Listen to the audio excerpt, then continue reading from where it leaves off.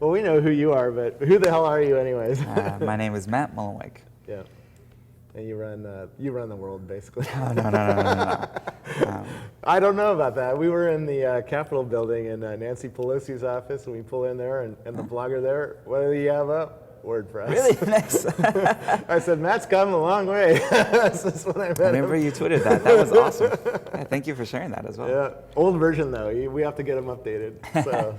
Yeah, sometimes WordPress still shows up in the oddest places, and it just delights me. Yeah.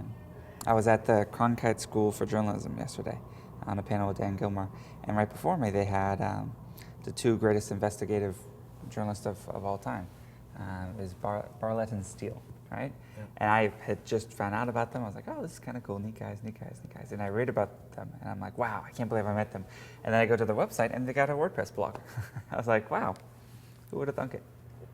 What's next? I know the reason I wanted to get to see you this month was you're coming out with 2.7, right? Yeah. So 2.7. WordPress 2.7 is sort of the tectonic shift in the WordPress world right now. It's like I said, it's the biggest redesign probably since version 1.0. The reason we don't call it 3.0 is because I am personally opposed to version number inflation. You know, I think you should do one version at a time, right? And so 3.0 will just be the next one after 2.9. But 2.7, we sort of went back to the drawing board and said, well, a lot of the things that are in WordPress are, to be completely honest, just things I did arbitrarily because it seemed like the right idea at the time or it worked. And we were lucky in that it seemed to vibe with other folks like yourself and millions of other bloggers. But we never, so with this release, what we started is, okay, well, if we're going to go back to square one, what are the assumptions we made that were correct? What are the things that people learned how to do, even if it wasn't correct? And what is harder than it should be? So the core thing is speed, right? So people are spending a lot of time every day inside their WordPress dashboards. And we want to make every single task, from the complex to the easy, a lot faster. So things like if you see a comment and you want to edit it, you can double click on it, you edit it right there. I mean, just stuff like that. Yeah. That is not, none of it's like it's nothing you've seen before on the web, but it's so tightly integrated with the WordPress experience now that I think people will really start to appreciate. Just, I hope the software becomes more invisible. I hope that it starts to get to the point where you're really just not thinking about it because it's a lot more intuitive. Yeah, I'm spending a lot more time on Twitter and friend feed.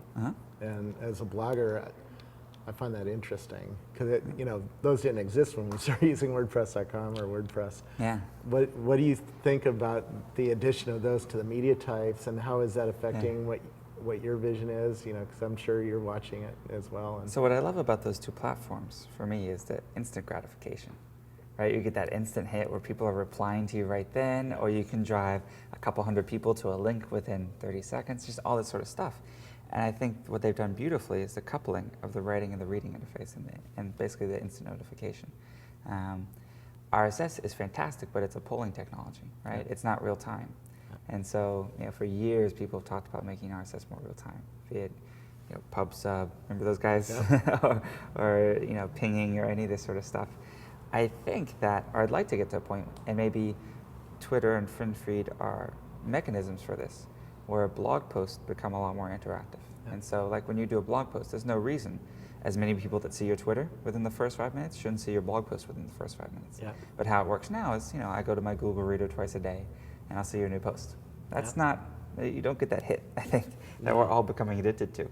No, and a lot of people are telling me that they're moving their reading behavior into friend feed. And not using Google Reader anymore, which I tried that for a while. I'm still using Google Reader too, but my reading behavior has dramatically changed from what it was 2 years ago. Absolutely. I mean, I read my Facebook friend feed more than I read the New York Times. That's pretty interesting. Are you going to use some of the protocols like XMPP or SUP? FriendFeed came up with a SUP to shove stuff into their system really fast, so that sure. I mean, there's no reason we shouldn't support all of that. I'm not particularly dogmatic about any one technology over another. Just whatever works for you. Yeah. The end user experience is what really matters. Well, the live. I was watching the election live, and our stream was in real time. It was crazy, and yeah, you missed that in your blog. I would love to write a longer blog post and shove it into that stream in real time. And right now it takes, it'll show up there in a few minutes to half an hour, somewhere in that range. Sometimes it's half an hour depending on their spider, how often they get to your blog. But sometimes it's really fast and can't figure that out. But there's no reason why that shouldn't be not instant, but pretty close. Somewhere between 10 and 30 seconds. So that's the stuff that nobody other than me cares about right now. Well, that's the thing, though. Like all the stuff that only you cared about 5 years ago is now what the rest of the world is doing. So, we all just got to catch up. Yeah, but people who have asked on Twitter what they wanted to know, that a lot of us are using weird widgets, and there's all these widgets coming out. I mean, what's a good example of a widget? Weird widgets. Yeah, there's all sorts of widgets that you can add. I mean, my friend feed, right, is a widget that's on my WordPress.com blog, and you approve that, so it's over there now. But it's really hard to embed a lot of JavaScript stuff from around the web. And a lot of people who are using WordPress, the downloadable WordPress, don't understand that, because I'm on WordPress.com, which is a hosted WordPress, which you've blocked a lot of the JavaScript. So. Yeah, so it's just a function of the two models, right? Yeah. And unfortunately, a lot of the barriers are technical. On WordPress.org, which is on your own domain, you control it all. You have complete 100% control. It's like owning a house, right? Yeah. You can do anything you want to the house. You can paint the walls, you can knock them down, but the downside is you have to do the upkeep. You have to water the foundation and mow the yard and do all that sort of thing. Yeah. WordPress.com is hassle-free, right? It's an apartment. And so you can't knock down the walls because you run into your neighbor. You can't put up arbitrary JavaScript because your neighbor's cookies are there. And we need to protect everyone in the system. A lot of it, do you remember that worm that hit MySpace? Yep. And they were able to spread from profile to profile and updates everyone. Those are the types of things that are very real threats in just today's world. And that was completely benign, right? It was just some kid having fun. Think if, like Facebook, Amazon, Google, they all have payment systems now, or are going to have payment systems. What if there's a worm that puts $1 from all of them into another account, or something like Superman 2, where it shaves off the pennies? I don't know. Yep. But you just have to be very aware of the possible actions of bad actors in the system. Not to mention spammers. Oh man, I didn't even think of spammers. Spammers would probably be the first ones to hit it. Yeah. Well, you're certainly seeing the Facebooks and the Googles trying to put their contacts, their Friend Connect and Google Connect, their social networks into your blogs, right? They want you to embed their social networks, and what do you think about that? And where do you think that's going to go?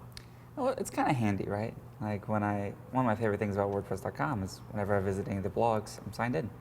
There's my avatar and everything like that. I don't think that makes me comment that much more or less, simply because commenting on blogs is pretty easy. And that's one of the reasons that they flourish so much, because they didn't require you to register or go through any of that junk. So I think it's handy, and it's a good user experience to the extent it removes friction from the system.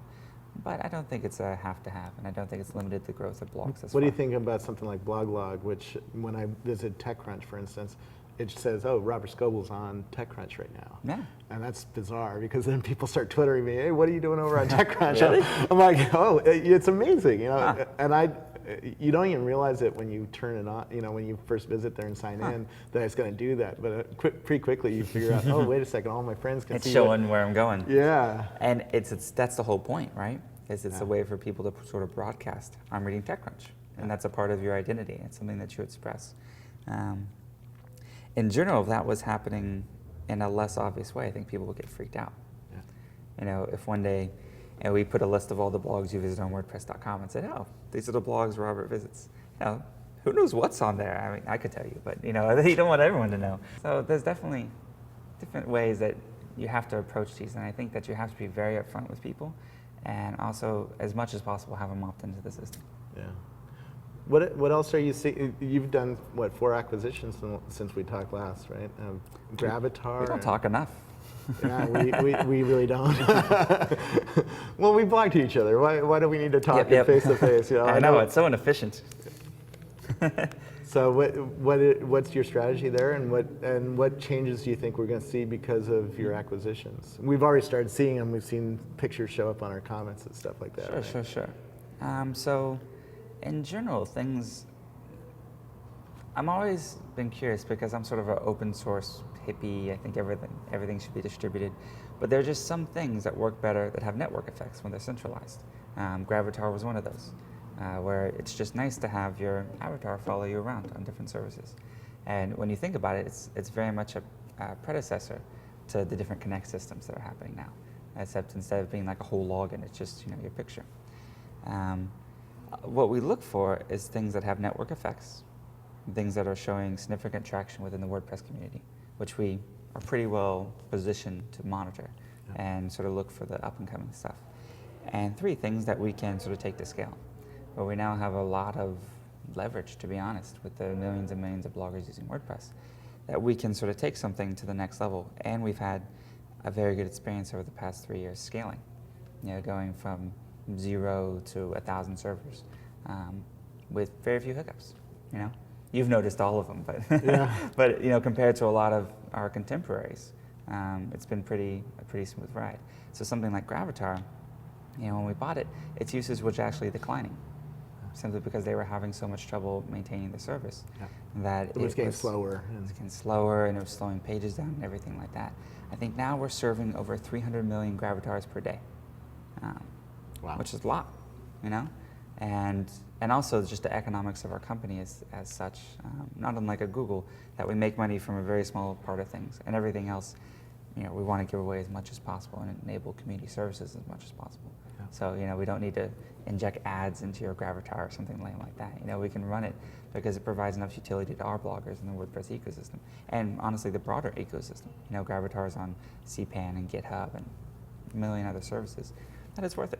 What's happened since then that you didn't expect? Well, I never expected to found Automattic, so that was a surprise. Since the founding of Automattic, I certainly didn't expect it to grow this fast.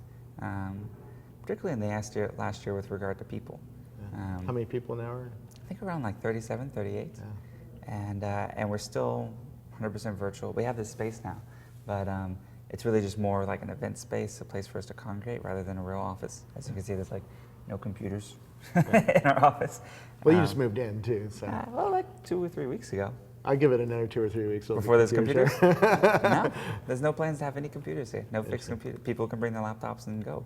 It's a virtual office, just like we're a virtual company. So that's been pretty cool. All of WordPress.com was really an experiment, right? We had this software that was popular among the early adopter, geek crowd. It was open source. We didn't know if we made it accessible to the masses, whether they would like it or not. And the answer has been, but not enough, right? We still have to strive to really make blogging more accessible, in my opinion, because it is high friction. It does take work. And some of that's just the nature of the medium. I mean, it's going to be more than 140 characters. It's going to be something you probably sit down and write, whether it's from your phone or something like that. But some of it, I think is artificial. It doesn't need to be as hard as it is. And that's why we're redesigning, why we're doing a lot of these things. It's just listening to our users is ultimately where every good idea we've ever had comes from. It's not from me. And that's what they're telling us right now. Yeah. Well, I think that it's interesting how cyclical this whole sort of content creation trend has been. Because if you think back, was your first blogging tool Dave Weiner stuff? Userland and... Yeah, I think I was on Manila sites in the early days and playing with Pyra's Blogger, which now is Google's Blogger. And if you look back to those systems, it's actually pretty similar to the systems today. Then Trot came out, it was now and we made everything complicated. WordPress and Movable Type and everything made it a lot more complex. But if you look back like the original Blogger, there was no title. It was just a single box. The difference between that and Twitter is you could write it as much as you want. You look at sort of Dave's whole thing about river of news, right? Which I always thought is a completely brilliant concept. That's the Facebook news feed. I mean, that's the friend feed. That's a lot of these things are sort of just a more advanced realization of that, right? Instead of just news, it's now bringing different content types, different aggregations, and interfaces evolving because of that. WordPress as a hub, yeah, I think that's a really cool idea. If for nothing else, then, you know, I give all my time and energy to these different services, the Facebooks, the Flickrs of the world, but ultimately it's like it's someone else's property. And I like having my own website, my own domain that I control with software that I control. Yeah. And all the way to the very bottom. I mean, you have fundamental freedoms with open source software like WordPress that no one can ever take away from you. Yeah. You know, if I went crazy tomorrow, I couldn't take anyone's freedoms of WordPress away from them. And so that's, when I think about being online, you know, I'm 24, for the next 30, 40, 50 years, if I'm lucky, I want some place where, you know, I have that sort of control and permanence, you know? As long as I can pay $8 a month, my blog will be around. I'll have my hosting account and everything like that. You know, who knows what's going to happen? I'm sure a lot of these companies are going to do well, but some of them are probably going to go away. Some of them are going to be acquired. Some of them are going to change. Some of them might just decide that consumer space isn't important and they want to focus more on businesses. Anything. You just never know. And so it's always good, I think, to have control of your own stuff. Because otherwise, I mean, we've all done it before, where we invested a lot of time in a system or a service or a software, and then we were kind of locked in and it went away. Yeah, my early blog, my first 2 years of blogs were on Dave Weiner's blog service, and that's gone. Weblogs.com. Well, I was on Manila sites. Oh, okay. Yeah, and that server's shut down. Yeah. You know? And Dave says my data still exists somewhere, but it's not accessible to anybody. It's somewhere, yeah. There was even Lawrence, if you're still working at UserLand, can you send me that data? There was one that one of my good friends from high school used called Diaryland. Yeah, I remember that. And it was very popular, very simple, very popular among kids, which I was as well. And one day, like, they had a bad crash and they did not have backups. And that's actually what drove home the story of what I later learned to be open source for me. Was she was just crying her heart out because this was 2 or 3 years of her personal diaries, her personal journals, her life, that she never thought to download it. There was no way to download it, probably. There was no, and it was just lost. Speaking of which, is there a way to download WordPress.com? Yeah. There's I forget in 2.7 it's tools export. Oh, in 2.7? Since 2.3 we've had it on WordPress. Oh, that's right. There's just a little export. And I can just go over and start my own WordPress instance. .org, yeah. It's and import it and do all my comments and all my calendars. All your comments, all your posts, all your custom fields, all your everything moves over. I gotta try that. Yeah, it's actually and the cool thing is that the format is just RSS. It's RSS plus extra fields for the stuff that we do, which is unique to us. Yeah. And so even if you want to import it just into any RSS reader or any other system that reads RSS, you can move it. So, it's always the old adage, the easier you make it for people to leave, the more likely they are to stay. Yeah, we'll give you everything. See, I've never even been tempted to try it. Well, the beautiful thing is versus another service, like even say like a TypePad, which has an export. Yeah. You can't run TypePad on your computer on your own server. Yeah. You can't. I mean, with very, very few of the services, with the exception of maybe Wikimedia and MediaWiki, it's very rare for you to be able to run the exact same software on your own that is run on the main service. Yeah. Tell me, how many plugins for WordPress.org are there now? 3,000 something. It's crazy. What are your favorites? My favorites? Yeah. So which ones would you add to WordPress.com if you could? I'll tell you which you could. I could, yeah. Well, obviously, I'm really fascinated with the commenting space right now, making comments more interactive. Yeah. And a lot of this is being built into the 2.7, but it's, threading, inline replies, AJAX replies, comment paging. So if you have 1,000 comments, they're not on the same page. Yeah, which is a lot of the sites now are seeing huge comment streams. I get up to 100 once in a while when I write a really good post, but I've seen some blogs that get 5,000 comments. It's crazy. We host a lot of them, yeah, like the Fox News blogs or something like that. Greta Van Susteren will be on TV, right? And she'll say, go to my blog and leave a comment, open thread. Like 3,000 people do. And it's kind of unruly. Also things like comment rating, comment voting. Personally, something I've been playing with on my blog is that I obviously photos. I used to be Photomat was my blog. Now it's ma.tt, but I have about 20,000 That is a photos. cool domain, by the way. Thank you. I'm very jealous. If RT ever comes up, I'm going to do the same thing. Well, you know that it hurt my search engine ranking, though. Yeah. I'm no longer the #1 Matt. Yeah. Yeah. Why is that? I'm the #1 MA space TT. Well, because Google sees the period as a separator. So I no longer have Matt in my domain. And so apparently that hits me enough. That and the guy who dances. Yeah. The Where the Hell is Matt? Yeah. He was on like Oprah and Today Show, and he was at Gnomedex. He's kind of killing it right now. Yeah. So he's getting 1 million links. So I just have to wait for him to. I don't think so. Stop dancing. I don't know. I don't think so. Yeah. I think you're #2 forever, man. I'm going to put that in my headline, the #2 Matt. You know what? I just need to learn to dance. I think I could take him. We can have a little dance off or something. Yeah.